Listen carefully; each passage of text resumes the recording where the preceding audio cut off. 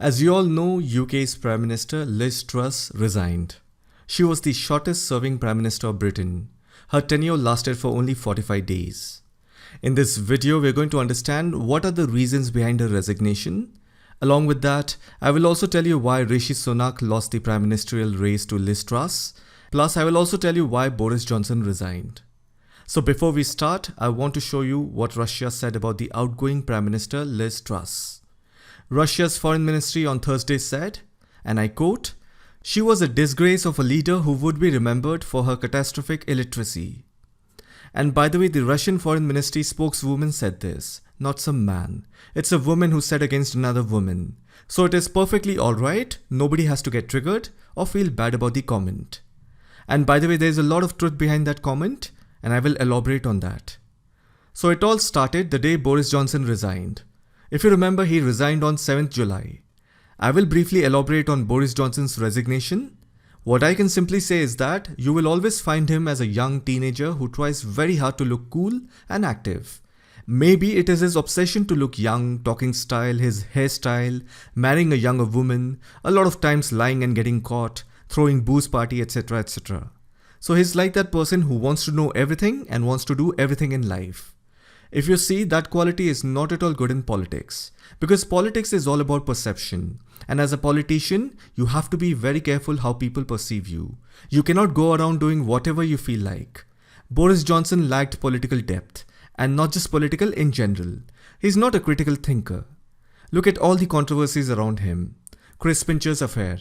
Boris Johnson was aware of the allegations against Chris Pincher, and he still appointed him as deputy chief. Later, Boris Johnson was caught lying about it, and he apologized. The second one is Partygate Scandal.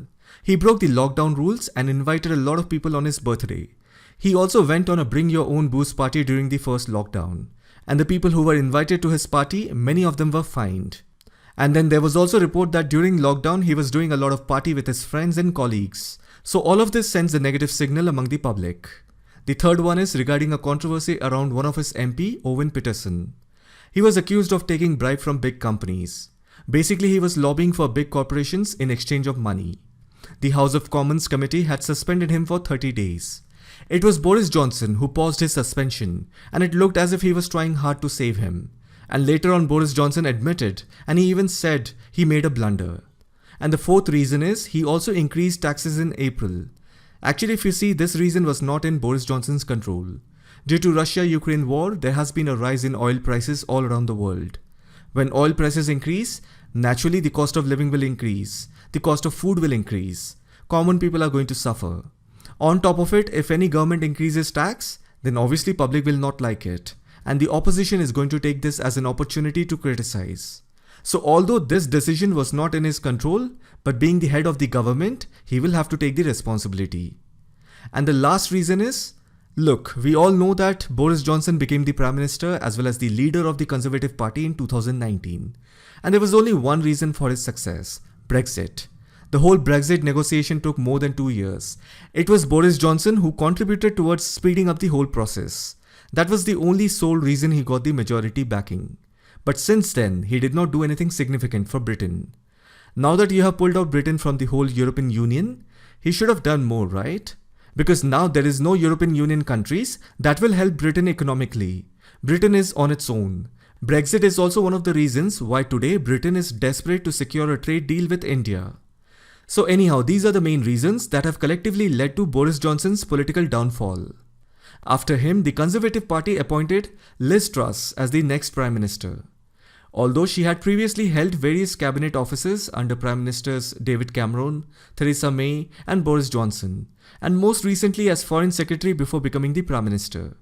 She has been a Member of Parliament for South West Norfolk since 2010. And if you all remember, when she was the Foreign Secretary, she was taught a good lesson by the Indian Foreign Minister S. Jaishankar. I guess you all have watched that video. That was the first time people got to know about her double standards, because she made no sense. In fact, when she was competing against Rishi Sunak in the Prime Ministerial race, Rishi Sunak was leading the race in the initial phase of campaigning. But later on, he lost due to his growing unpopularity within and outside the Conservative Party. And I will tell you why all of this happened. When Boris Johnson was facing a series of scandals, which I told you about, Rishi Sunak was the British Chancellor. He resigned before Boris Johnson and he did not even show any support towards Boris. Although he may have been right in his decision, but the Conservative Party did not see it that way. And then immediately after his resignation, Rishi Sunak gave his name for Prime Minister candidature. And that is what made his party members believe that maybe he brought down the Boris Johnson government for his personal ambition. Apart from this, even Rishi Sunak had some controversy regarding diverting money from one part of the country to another part of the country during his tenure as Chancellor. And then he is also the son-in-law of Indian tech giant Infosys founder Narayan Murthy. So naturally he has a wealthy status. So a typical British citizen would have questioned about his loyalty. And the fact is, he has been pretty vocal about his religious inclination. Rishi Sunak ने ये कहा है कि वो एक गौरवशाली हिंदू है और यही उनका धर्म है. For this statement, he also received some backlash. Plus, you have to understand that Britain once ruled India for more than 200 years. Today, if an Indian goes on to become the head of the UK Parliament, it is definitely going to upset a lot of people. This is a fact. It is not a baseless argument. That is why there are many in the British Parliament and then there are many pressure groups in UK that do not want a person of Indian origin to be UK's Prime Minister. Anyhow, so his downfall turned out to be positive for Liz Truss. And that is how she became the 15th Prime Minister of Britain.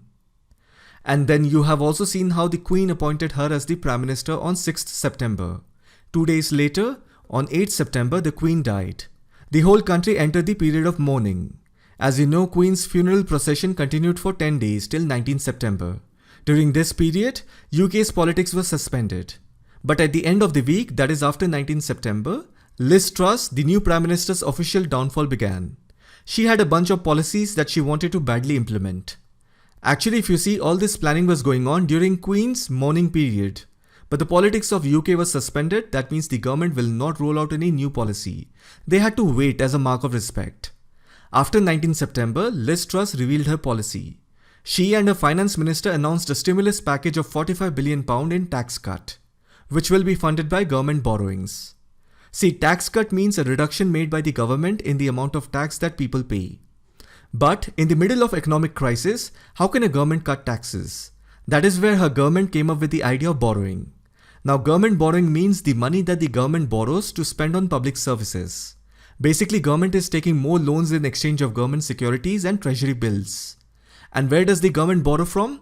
They borrow from the financial market, that means private corporations, then banks in the name of small saving funds, then provident funds. Governments also borrow from other countries. In return, they have to pay interest.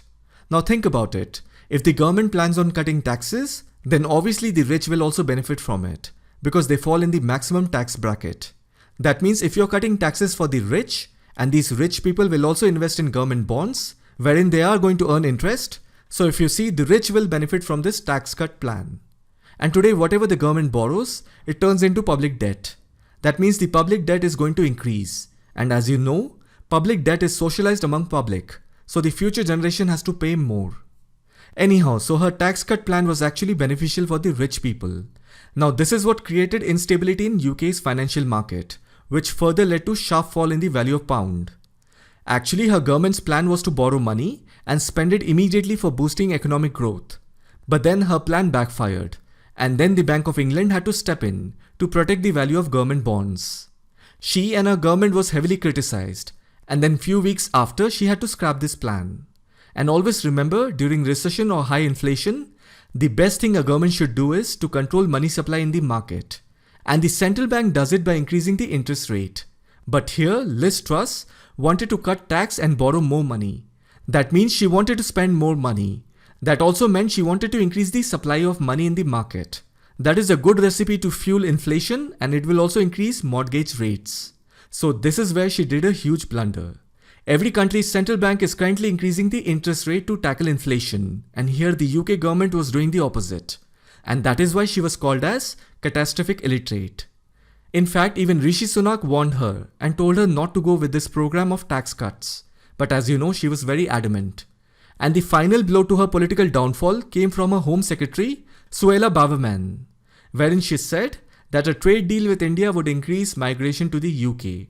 Her remarks came at a time when India and UK were negotiating a free trade agreement.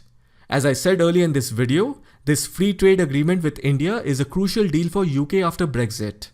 And then she also made a mistake wherein she used her personal email ID to send an official document regarding migration policy to her colleague. The government's immigration policy is a market-sensitive issue because it is somewhere linked with the upcoming financial statement designed to stabilize the markets. So these were the reasons for her resignation. And even she was not in favor of Liz Truss policies. And all of this together led to the resignation of Liz Truss. I hope you found this video informative. Thank you for watching it.